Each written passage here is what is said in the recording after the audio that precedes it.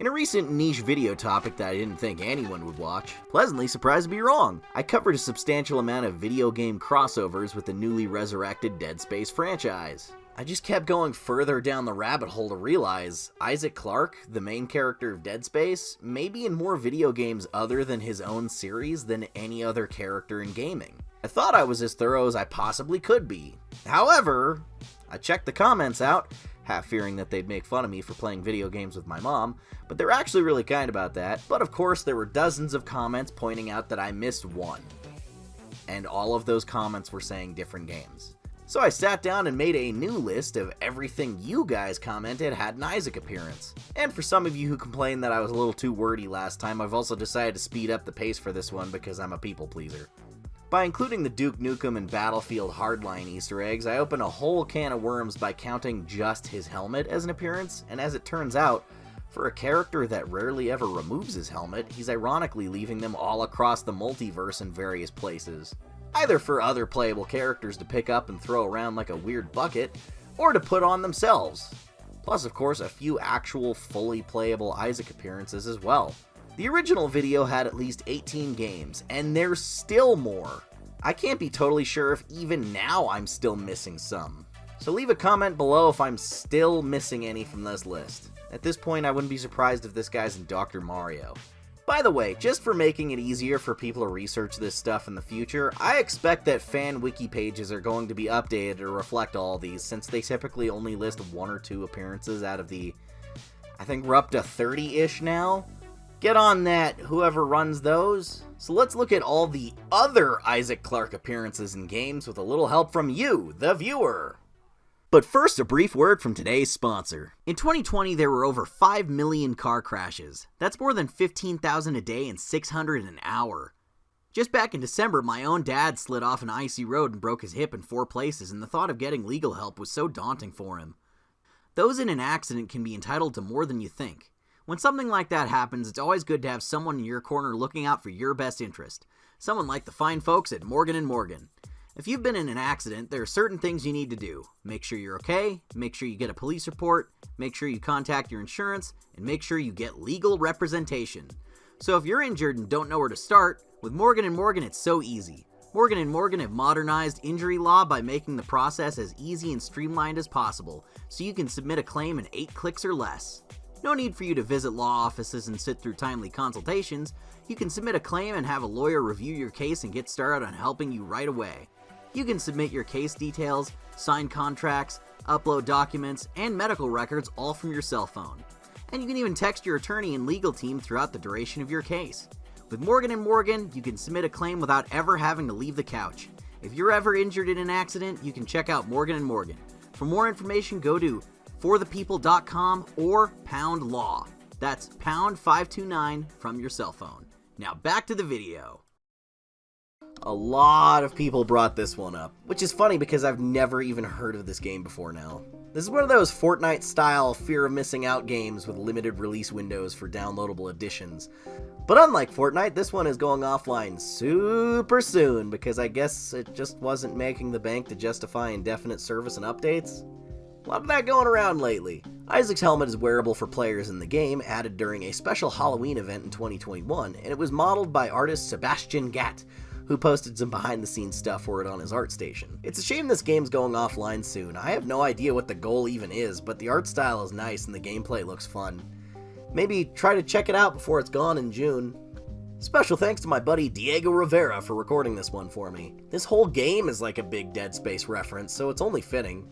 After a Dead Space-esque gory alien invasion is successfully repelled, you gotta wonder, who gets paid to clean up all that blood and guts? Well, you of course. In this game, you can run around piling up limbs, mopping up the various fluids of war, and picking up shell casings spent mowing down extraterrestrial combatants. I love funny game concepts like this, so I want to check this one out sometime. This game's full of Easter eggs for other franchises, but in one particular level, you can pull this out of the bushes and see for yourself that this guy really needs to hold on to that thing tighter. In the Epicenter multiplayer map during the heat of battle, you can knock down this wall because of the nifty destructible environments and find the Dead Space 2 advanced suit helmet resting on a shelf. Still staying in the realm of Battlefield, Battlefield Heroes was a 2009 multiplayer-only spin-off for the series that went for a more stylized graphical approach. Naturally, in 2011, to coincide with Dead Space 2's release, they added the advanced suit and the security suit as cosmetics. Kind of a weird pick. Usually it's the advanced suit and the engineering suit that gets picked for things like this. I like seeing unique models created for these crossovers too, instead of just porting ones from actual Dead Space. Isaac in this art style looks a little bit more like a TF2 character with his thin ankles and bulky midsection, so it's really fun to see. Much like PlayStation Home, this is another dead game that was shut down in 2015. But there's also a dedicated fan project to revive it called Rising Hub. And since these two videos seem to dip into lost media archival and gaming preservation, I think it's only fair to link them in the description too and tell you to go support that project any way you can. Angus got this footage. Subscribe to Angus! So Isaac was in the PSP port of 40th Day, but he's also in the third Army of Two. Army of Two 3. Which, you know, this is the one that I never played because I only cared about Salem and Rios, and when it stopped being those guys, I was like, whatever. But this game is actually full of wearable Dead Space helmets for the fun of it, I guess. You've got the Dead Space 2 engineering helmet, Dead Space 3 survival suit helmet, and Carver's stupid generic looking whatever the fuck. Never cared for Carver's default look in Dead Space 3, by the way, with his slight redesign of the level 6 suit. He's not horizontal enough in the face, you know? Roblox adds unlicensed stuff by just calling it something else, so you can wear the Space Battle helmet and SecureBot 8990 helmets in that game. I don't know what the hell Pixel Gun 3D is, but there's an Isaac in there, I guess.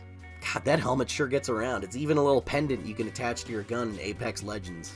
I don't think any word better describes this character than Spaceman and unfortunate. Mogus?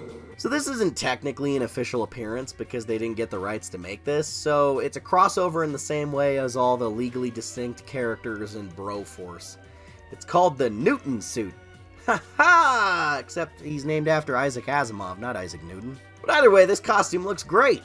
Unfortunate Spaceman is a multiplayer space-themed horror whodunit that is laid out like another popular game-turned-meme where spacemen have their tasks while an imposter tries to sabotage the crew. Though while recording this footage, Angus ran into some dead ends with that mode. The issue is, no one could really play it unless they have like a lot of friends gathered to do it. And as the public servers are currently a ghost town, it only works with more than 6 players in a private server. And otherwise the multiplayer for this game is totally dead. The other 2 game modes are a little tacked on, so the Among Us style mode is pretty much the main draw, and if that doesn't work, you're kinda screwed. The Dead Space costume looks really good though. Unfortunately, you can't change the palette swaps around to achieve the actual blue lights and bronze armor look, because the color palette of the lights is tied to the color of the armor itself, but it's still a great take on the design. Avoiding that particular color combination is probably what keeps this DLC costume from being sued into oblivion. I saved this one for last because it's the one that took the most effort on my part to unlock. In researching the first video, I saw a wiki page that said Isaac had been cut from this game and assumed that meant he wasn't in it. But a few people pointed out that he actually was in My Sims Agents. He just wasn't a character you could talk to / interact with in cutscenes. However, they did add the costume. Unfortunately, this is another one of those no one on the entire internet seems to have filmed sort of things, so it was up to me and the Wii U I borrowed from my 11-year-old sister who is now 15. My Sims Agents is a charming little adventure game where you roam around locations, solving simple mysteries and chasing clues in various investigations. Something to do with this evil billionaire with a name that reminds me of Morbius and a face that reminds me of Baron Mordo. Well, I guess he also looks a little bit like Ra's al Ghul. After playing for 3 hours, you can get to the top of this mountain on the ski lodge area and dig up a peculiar looking ski suit in the snow. You head to a costume change location and behold, the cutest little space engineer you ever done seen. It's a shame I now no longer have any interest to follow up with the rest of this game's story after this, but I did enjoy what little time of it I played on the road to this costume. If you recall last time, I also asked viewers out there in the community to try to add Isaac Clarke to even more games just to keep the meme of him being everywhere going, and someone actually got to work on one. One of my patrons, support me on Patreon too, by the name of Tubular Spaceman, decided to port Isaac over to Ultimate Alliance, and asked for my help as an advisor. So we workshopped a good moveset for him, I captured sound effects for his weapons and moves,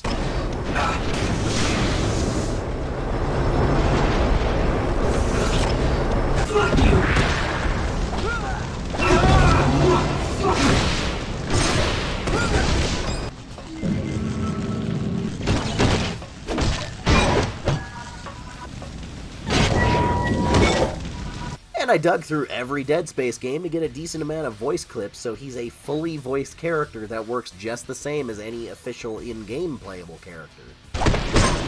Never underestimate an engineer. You people are unbelievable.